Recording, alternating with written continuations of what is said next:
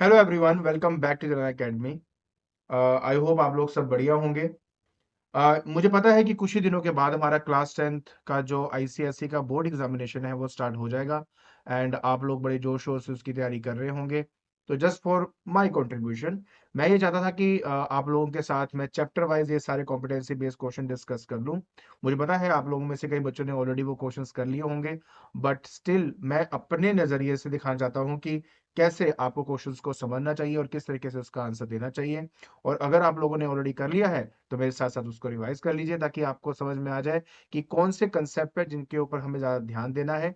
और जब भी हम क्वेश्चन को रीड करते हैं तो हमारे माइंड में कैसे कोई कंसेप्ट आना चाहिए और किस तरीके से उसका आंसर देना है, उसके बारे में हम थ्रू आउट इन सभी वीडियोस में डिस्कस करेंगे। बाकी रह गई थ्योरी की बात, देखिए वन शॉट वीडियो भी मैं ऑलरेडी जो है अपलोड कर चुका हूँ। अगर वो सारी वन शॉट वीडियोस अगर आप देखना चाहते हो तो उसकी प्लेलिस्ट का जो लिंक है वो मैंने ऑलरेडी डिस्क्रिप्शन बॉक्स में डाल दी है। आप नीचे जाके वो क्लिक करके वन शॉट के अंदर ही पूरा का पूरा चैप्टर जो है वो रिवाइज कर सकते हो।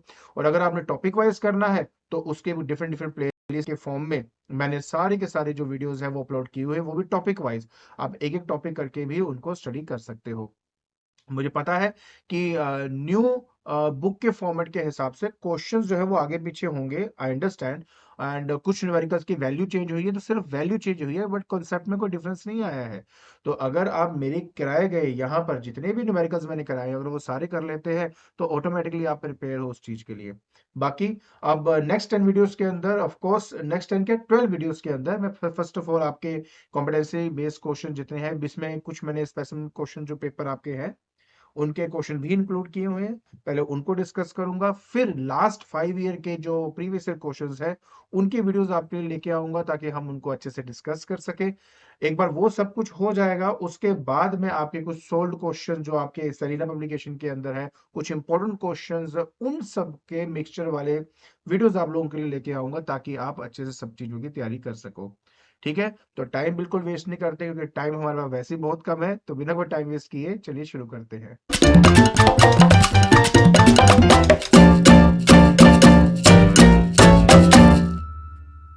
चलिए बेटा, शुरुआत करते हैं हम अपने सबसे पहले क्वेश्चन के साथ। कहते हैं the movement of couple has a tendency to rotate the body in an anti clockwise direction, then the movement of couple is taken as. देखिए हमें पता है कि हम या पॉजिटिव या नेगेटिव से रिप्रेजेंट करते हैं अपने क्लॉकवाइज और एंटी क्लॉकवाइज मूवमेंट को। तो एंटी क्लॉकवाइज मूवमेंट के लिए हम पॉजिटिव साइन का इस्तेमाल करते हैं, और क्लॉकवाइज मूवमेंट के लिए हम नेगेटिव का इस्तेमाल करते हैं, नेगेटिव साइन का इस्तेमाल करते हैं। तो यहाँ पे लिखा है एंटी क्लॉकवाइज डायरेक्शन, तो इसका आंसर क्या होगा? पॉजिटिव लिया जाएगा।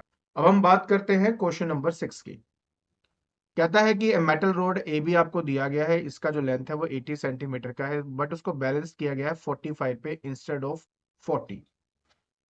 अब वो कहते हैं कि अगर मैं एग्जैक्टली सेंटर सी से कट करूंगा तो बताइए कौन सा पोर्शन का वेट ज्यादा होगा, एसी का ज्यादा होगा कि बीसी का ज्यादा होगा। चलिए इस चीज को समझाने के लिए पहले मैं आपको कॉन्सेप्ट बताता हूँ क्या है। कॉन्सेप्ट बहुत सिंपल है कि देखिए अगर मेरे पास एक रोड है और उस रोड का अगर ये यूनिफॉर्मली मास डिस्ट्रीब्यूटेड है यहाँ पे, तो एग्जैक्टली सेंटर पे ना फलक्रम की हेल्प से हम उसको बैलेंस कर सकते हैं। लेकिन अगर उसके एक साइड पे मास को बढ़ा दूं, जैसे यहाँ पे मास बढ़ गया है, तो आपको पता है अगर इसको बैलेंस करना होगा तो मुझे क्या करना होगा? या तो एक एडिशनल मास मुझे लेफ्ट साइड पे रख के उसको बैलेंस करना पड़ेगा। लेकिन अगर मेरे पास एडिशनल मास नहीं है तो हम क्या करते हैं कि अपने फलक्रम को ना राइट साइड पे ले जाते हैं, और किसी एक पॉइंट पे अगर आप उसको कोशिश करेंगे तो ये पूरा सिस्टम आपका बैलेंस हो जाएगा। अब ऐसा क्यों होता है? ऐसा इसलिए होता है क्योंकि जब आपका एक साइड पे मास बढ़ जाता है, उस साइड आपका सेंटर ऑफ ग्रेविटी भी शिफ्ट हो जाता है।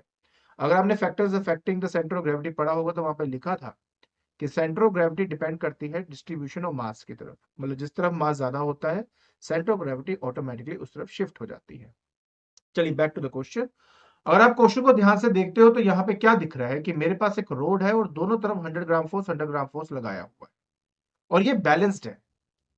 अगर ये बैलेंस्ड है तो इसका मतलब क्या हुआ कि torque due to this 100 gram force and torque due to this 100 gram force exactly एक दूसरे के बराबर है।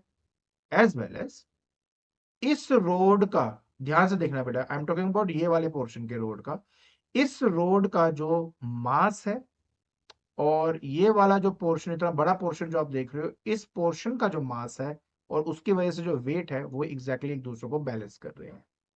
बैलेंस का मतलब क्या होता है बेटा, कि फलक्रम के राइट साइड में जो भी कुछ है उसका टॉर्क, और फलक्रम के लेफ्ट में जो भी कुछ है उसकी वजह से टॉर्क, दोनों एक दूसरे को बैलेंस आउट कर रहे हैं। नेट टॉर्क 0 आ रहा है, तभी वो आपका सिस्टम बैलेंस हो रहा है। मेरी बात समझे? अब अब अगर मैं उसको यहां से कट कर देता हूं, अगर मैं उसको यहां से कट कर देता हूं, तो आप ध्यान से देखिए कि पहले इतना बड़ा पोर्शन इस छोटे से पोर्शन को बैलेंस कर रहा था, लेकिन अगर मैं उसको यहां से कट कर दूंगा तो क्या होगा कि इस पोर्शन का कुछ मास बीसी वाले साइड में शिफ्ट हो गया। मतलब बीसी का ये वाला मास प्लस ये एक्स्ट्रा मास, ये टोटल आपका बीसी का मास है। तो आप ये नहीं कह सकते बेटा ये पोर्शन आपका हैवियर हो जाएगा as compare to this portion. एक बार फिर ध्यान से समझने की कोशिश करें मैं क्या बता रहा हूं बेटा। I am trying to explain this thing कि अगर ये पूरा रोड आपका बैलेंस है तो बैलेंस होने की कंडीशन ये होती है कि नेट टॉर्क आपका 0 होता है। अब नेट टॉर्क 0 होने का मतलब है कि फलक्रम के लेफ्ट साइड में जो कुछ भी है उसकी वजह से एक जो एंटी क्लॉकवाइज टॉर्क मिल रहा है, और राइट साइड में फलक्रम के राइट साइड में जो भी कुछ है उसकी वजह से जो टॉर्क मिल रहा है वो आपस में एक दूसरे को कैंसिल आउट कर रहे हैं। मतलब बैलेंस कर रहे हैं, कैंसिल आउट कर रहे हैं, आप इस तरह से बोल सकते हो। तो ये 100 ग्राम फोर्स को तो मैं इंक्लूड ही नहीं कर रहा है इसको भी, क्योंकि एग्जैक्टली सेम है, इनको तो साइड कर देते हैं। अब बात रहती है सिर्फ इस वाले पोर्शन की। अगर इस पोर्शन में देखें तो देखो 0 से 40 प्लस 40 से लेके 45, मतलब ये कि 45 सेंटीमीटर लेंथ का जो भी मास है वो मेरे 35 सेंटीमीटर के मास के बराबर है। या फिर मैं कह सकता हूं the weight of the rod of length 45 centimetre is exactly equal to the weight of the rod of 35 centimetre. तभी ये बैलेंस हो रहा है ना आपका। लेकिन अगर आप उसको एग्जैक्टली सेंटर से काट दोगे, यहां से कट कर दोगे, तो इस ये 35 तो ऑलरेडी 45 वाले लेंथ को बैलेंस कर रहा था, बट अगर आप इसका 5 सेंटीमीटर इसको दे दोगे तो बेटा इस साइड का जो मास है वो ज्यादा बढ़ जाएगा। इसी वजह से हम यहाँ पे कहते हैं कि बीसी जो है वो ग्रेटर होगा मेरे एसी के, मतलब वेट की बात करो, weight of BC will be greater than weight of AC. And give the reason for your answer in a, तो मैं आपको ऑलरेडी इसका आंसर दे चुका हूं। ये एक्चुअली डिपेंड करता है डिस्ट्रीब्यूशन ऑफ मास पे, एंड राइट साइड पोर्शन वाला आपका हैवियर होगा एज कंपेयर टू ये वाले पोर्शन के। आई होप आपको ये बात अच्छी तरह समझ में आ गई होगी। चलिए अब हम चलते हैं इस क्वेश्चन में। अब हम आ चुके हैं कॉम्पिटेंसी बेस्ड क्वेश्चन पे। Diagram below shows a force of 40 Newton acting on a rod AB pivoted at A in different direction, and identify the correct statement. Okay, P and S have opposite momentum. P ये वाला P है और ये मेरा S है। नहीं, opposite momentum नहीं है, दोनों एंटी क्लॉकवाइज ही है मेरे। इसके अलावा magnitude of the moment of force is maximum R।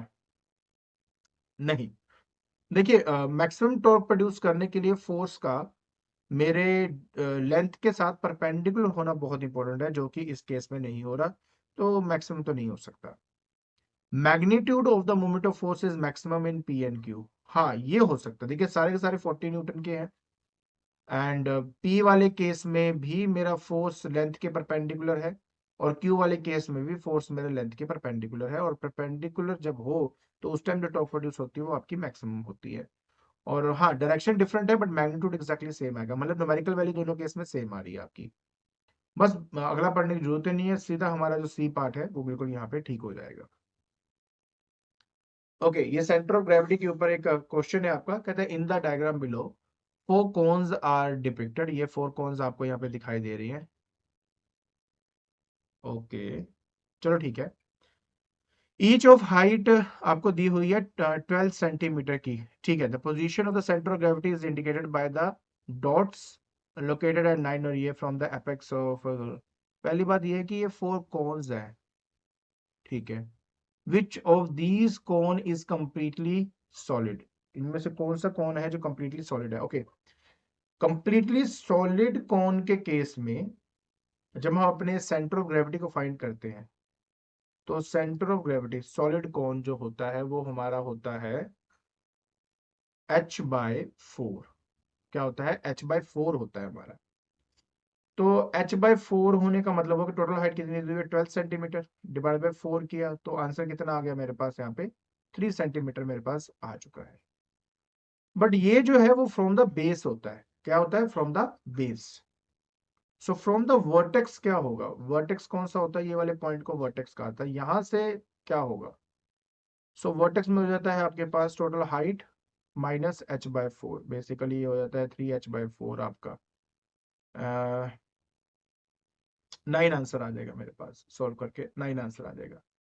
तो 9 सेंटीमीटर वाला बेटा बिल्कुल सही आपका आंसर होगा यहाँ पे, ठीक है। ये आपका क्वेश्चन का आंसर है। ओके, ये है आपका यूनिफॉर्म सर्कुलर मोशन के बेस पे क्वेश्चन। कहता है a metal ball is world inside a ring placed on a table as shown in the diagram P.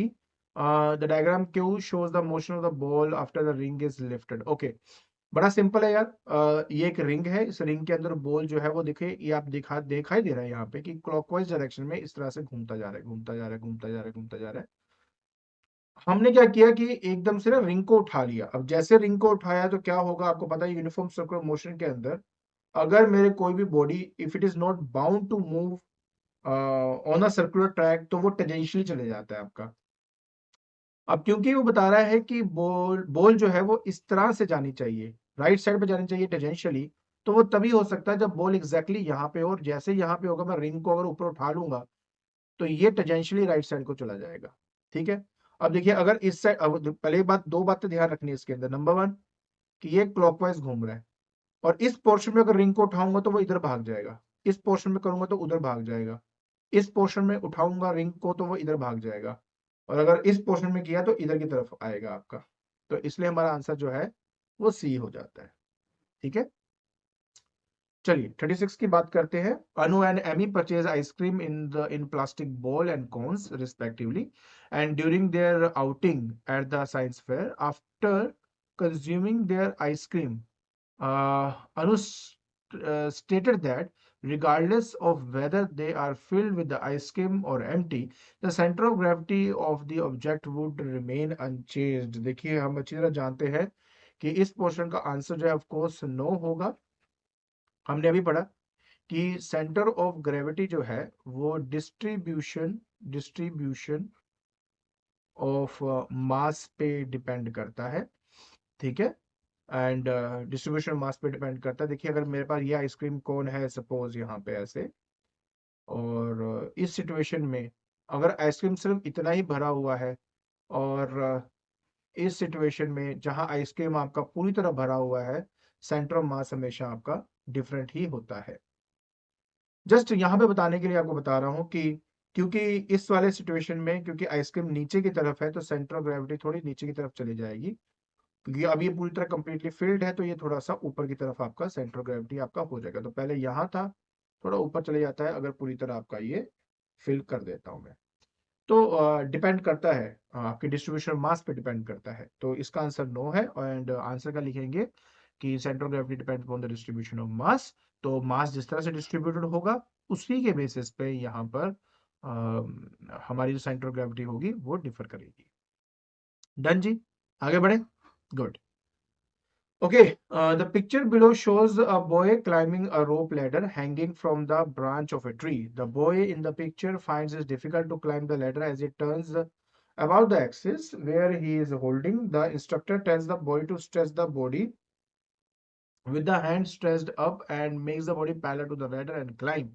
Okay, so which force caused the ladder to turn? देखिए इसका बड़ा ही simple सा answer है, and वो simple सा answer पता करने के लिए मैं इसका पहले कलर चेंज कर दूं। तो ओके, देखिए सिंपल सी बात है, प्लीज समझना बेटा। ये आपका लेडर है, और अगर एक लड़का इस तरीके से अपने आप को हैंग करेगा तो इसका जो वेट है दैट इज mg, वो एक्ट करता है in the downward direction.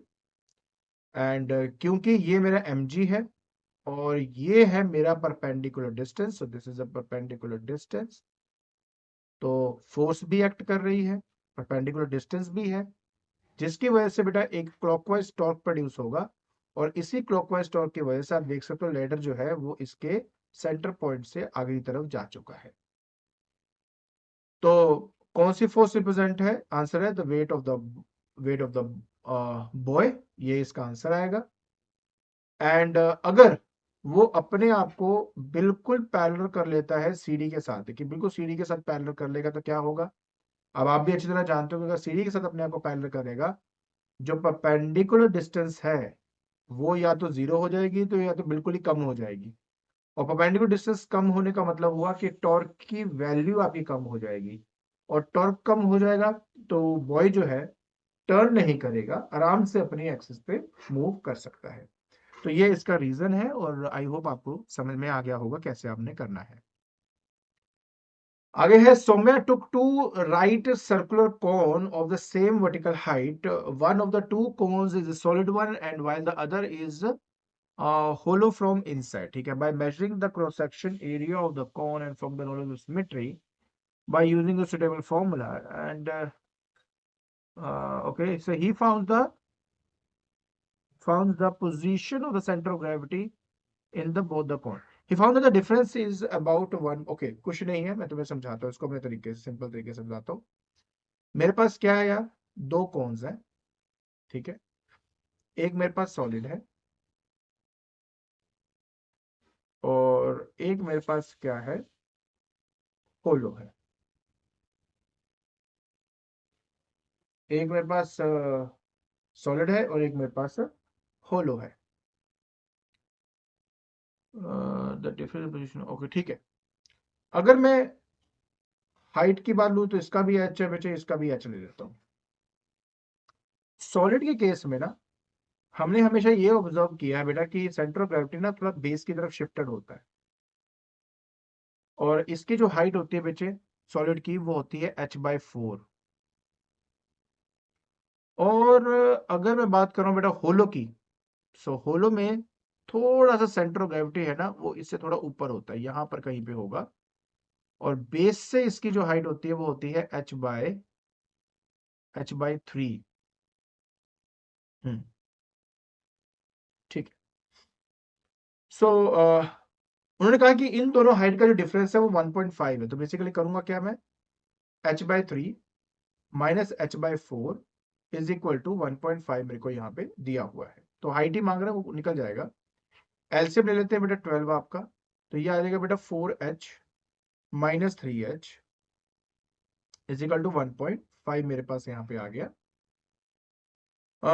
h/12 is equal to 1.5 है मेरे पास यहाँ पे, और h इज इक्वल टू आएगा बेटा 1.5 इंटू 12, ये मेरे पास यहाँ पे बेटा आ जाएगा, ठीक है। अभी इस कंडीशन में मैं कैलकुलेशन के चक्कर में नहीं पड़ने वाला, I am using a calculator और आपको सीधा इसका आंसर दे रहा हूँ। 1.5 को मल्टीप्लाई कर दूं अगर मैं 12 के साथ, तो मेरा आंसर यहाँ पे 18 बन रहा है, ठीक है। क्या बन रहा है, 18, तो मैं इसलिए इसका आंसर क्या लिख दूंगा यहाँ पे, 18 सेंटीमीटर यहाँ पे बेटे इसका आंसर आ जाएगा। तो बस इस तरीके से बेटा आपने ये वाला जो न्यूमेरिकल था वो सॉल्व करना था। क्लियर, इजी, ठीक। Okay, so will the center of gravity of a hollow sphere filled with half with mercury and filled with oil be identical to that of the empty hollow sphere given? नहीं, answer है no of course. देखिए, अगर मेरे पास एक sphere है, उसको मैं आधा मरकुरी से भर देता हूं, ठीक है, किससे भर दिया मैंने इसको, मरकुरी से इसको मैंने आधा भर दिया, तो मरकुरी से आधा भरने की वजह से जो मेरी सेंटर ऑफ ग्रेविटी है, देखिए एक होलो के केस में सेंटर ऑफ ग्रेविटी कहाँ होती है, एग्जैक्टली सेंटर पे होती है, लेकिन क्योंकि इसके नीचे वाले पोर्शन में मरकुरी है, तो ओवरऑल मास का डिस्ट्रीब्यूशन है, जो हैवीनेस है वो नीचे चला जाएगा, जिसकी वजह से सेंटर के बजाय यहां पे कहीं पे मेरी सेंटर ऑफ ग्रेविटी जो है वो पाई जाएगी, ठीक है। एंड हाफ कहते हैं half filled with mercury half filled, और नहीं डजंट मैटर, ऊपर ऑयल भी अगर मैं ले या ऑयल से भी भर दूं अगर मैं, तो एक्चुअली मर्क्यूरी ज्यादा भारी होता है एज कंपेयर टू ऑयल, तो जिसकी वजह से सेंटर ऑफ ग्रेविटी अभी भी मर्क्यूरी की तरफ ही शिफ्ट हो जाएगी, ठीक है। तो डिफरेंट होगा, और ये इसका रीजन है, ठीक है जी। ओके, बात करते हैं 48 की। ओके, सो ये डायग्राम आपको दिया गया है, कहते हैं in the diagram is the worker attempting to raise और लोअर द लोड। ओके, तो ये हम चेक कर सकते हैं कैसे, ये पता करके या ये देखकर कि किस तरफ टॉर्क ज्यादा है, किस तरफ टॉर्क कम है, ये देखिए किया जा सकता है। अब सबसे बड़ी बात है, देखो पिक्चर को ना ऑब्जर्व करना बहुत बड़ा टास्क होगा आपका इस टाइम के पेपरों के अंदर। तो जब आप बोर्ड के पेपर देने जाओगे और आपको कोई पिक्चर दिया होगा ना, तो ध्यान से देखना इनके क्या यूनिट्स दिए गए हैं, ठीक है? क्योंकि यूनिट्स जो है वो कभी कभी हमें चेंज करने पड़ सकते हैं। जैसे आप यहाँ देख सकते हो कि यहाँ पर आपको न्यूटन दिया गया है और यहाँ पे देखिए आपको केजीएफ दिया गया है। सो अगर इस केस में देखा जाए तो आपका, अगर मैं एंटी क्लॉकवाइज टॉर्क की बात करता हूं, किसकी? एंटी क्लॉकवाइज टॉर्क की।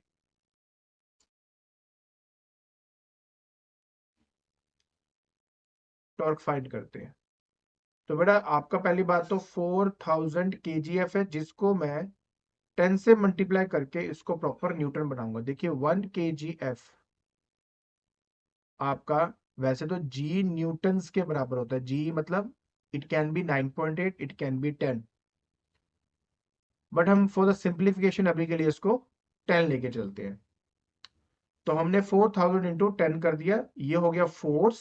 So this one is force into perpendicular distance. Perpendicular distance कितना है? 25 मीटर, ये परपेंडिकुलर डिस्टेंस है। तो 4 इंटू 25 तो 100, तो यही हो गया। साथ में 1 2 3 एंड 4, 1 2 3 एंड 4, ये टोटल आपका न्यूटन मीटर। मतलब ये कि 4 5 6 10 की पावर 6 न्यूटन मीटर, ये आपका एंटी क्लॉकवाइज मूवमेंट है। और यहां पर अगर आप अपने क्लॉकवाइज मूवमेंट की बात करते हैं, देखिए अगर मैं क्लॉकवाइज, ये मेरा क्लॉकवाइज है, क्लॉकवाइज मूवमेंट की बात करते हैं तो 20,000 तो ये रहा, इंटू 10 कर देता हूं, तो 2 इंटू 10 की पावर 1 2 3 4 5, 5 न्यूटन मीटर ही आपका आंसर बनेगा। सो आप यहां पे साफ देख सकते हैं बेटा कि आपका जो एंटी क्लॉकवाइज मूवमेंट है, एंटी क्लॉकवाइज मोमेंट है, वो ग्रेटर है क्लॉकवाइज मोमेंट के, ग्रेटर है क्लॉकवाइज मोमेंट के, ठीक है? और इसी वजह से, और सिर्फ इसी वजह से आपका जो यहां पे आंसर बनेगा, आंसर क्या है? Let me show you. पहले का लोअर द लोड, क्योंकि एंटी क्लॉकवाइज ज्यादा है तो इसलिए लोड जो है वो नीचे की तरफ जा रहा है आपका। And justify your answer with the necessary calculation, ये आपके सामने ही है, जो मैंने ऑलरेडी यहां पे करके आपको दिखा दिया है। Okay, so in a gold atom, atomic number 79 आपको दिया हुआ है, an electron revolve around the nucleus, circular motion वाला ही है। In a circular orbit, so there is a strong electrostatic force between the positively charged nucleus and the negatively charged electron. Though the total positive charges possessed by the nucleus is much higher than the negative charge of the electron, so there is no displacement of the electron in the direction of force.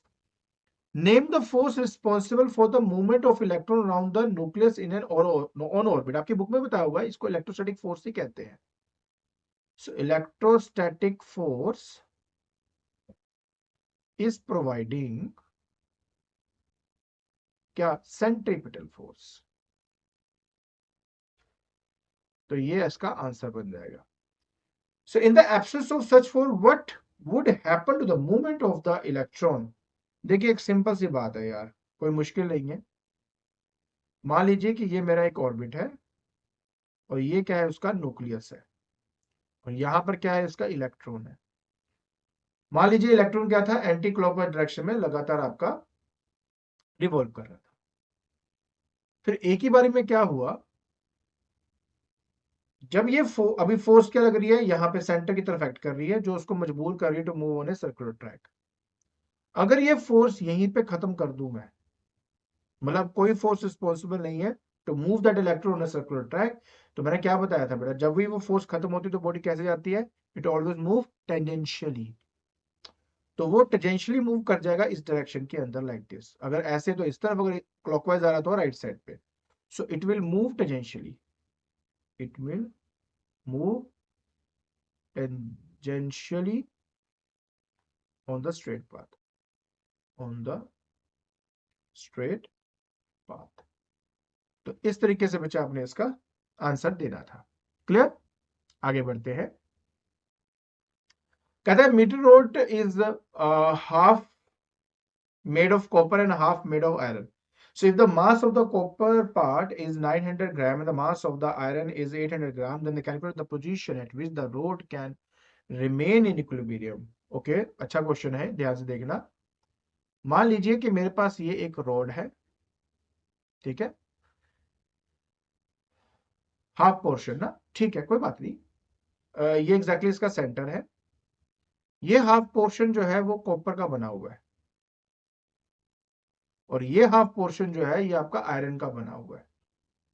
तो एक मेरा copper है, एक मेरा iron है। Copper का जो मास है वो 900 ग्राम है। इसका मतलब वो कहां पे शो करूंगा? एग्जैक्टली इसके सेंटर पे, यहां पे। तो यहां पर शो होगा 900 ग्राम फोर्स, ठीक है, फोर्स है ना, इसलिए ग्राम फोर्स। और अगर आयरन की बात करूं तो आयरन के रोड के एग्जैक्टली सेंटर में, क्योंकि सेंटर ऑफ ग्रेविटी कहां लाई करती है? रोड के सेंटर पे।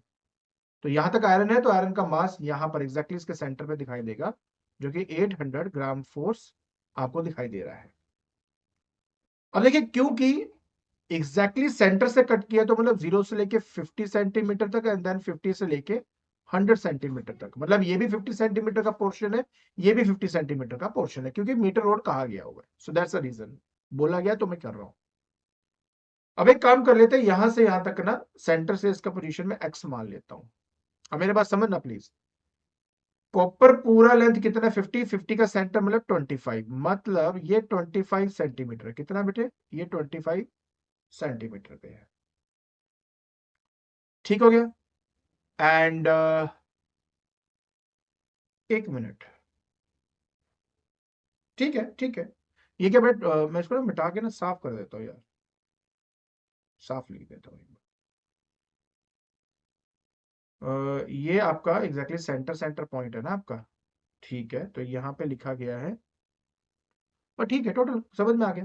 देखिए बच्चे, क्योंकि कॉपर के एग्जैक्टली सेंटर पे ये लिया गया है और आयरन के एग्जैक्टली सेंटर पे ये लिया गया है, इसका मतलब क्या है कि जो टोटल डिस्टेंस है इन दोनों के बीच का बेटा, वो आपका 50 सेंटीमीटर का है। कितना? 50 सेंटीमीटर का है। ठीक हो गया?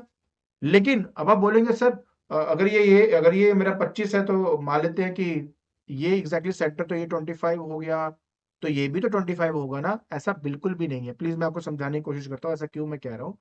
अगर ये 25 है तो आप कह सकते हो सर ये भी 25, नहीं। वो तभी होता अगर दोनों का मटेरियल सेम होता, अगर दोनों का वेट सेम होता। यहाँ पे वेट डिफर कर रहा है।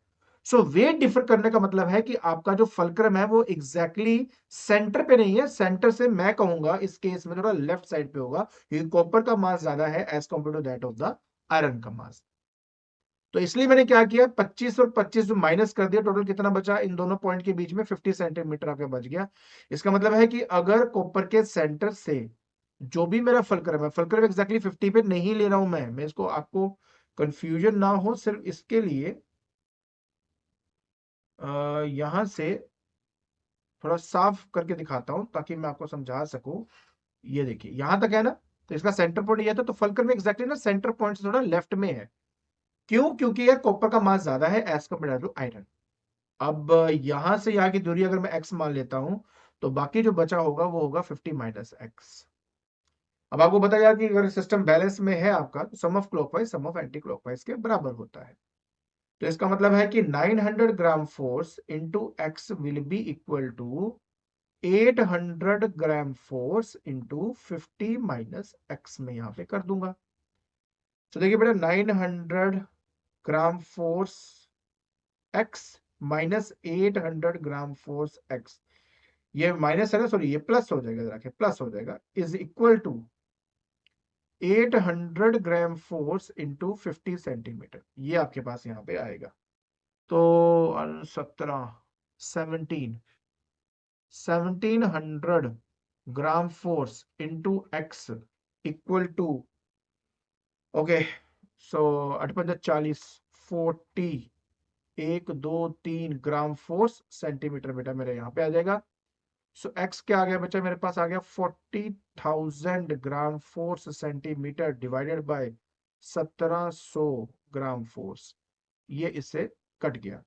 बाकी मैं कैलकुलेटर में कर देता हूं फटाफट खत्म।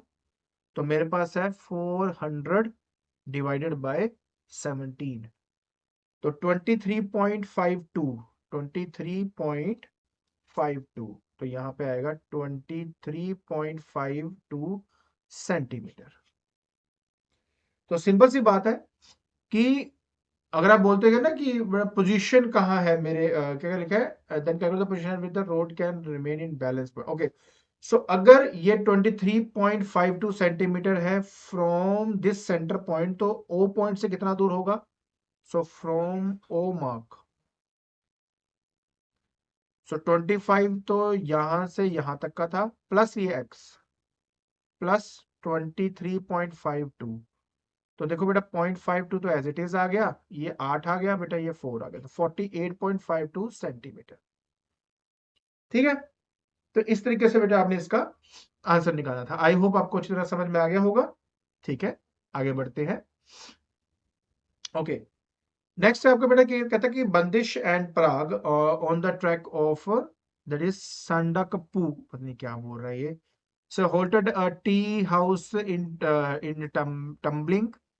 The picture above, okay, shows the entrance door of the tea house, and they saw the tumbler filled with the water hanging from the top ridge support passing through the door. On inquiring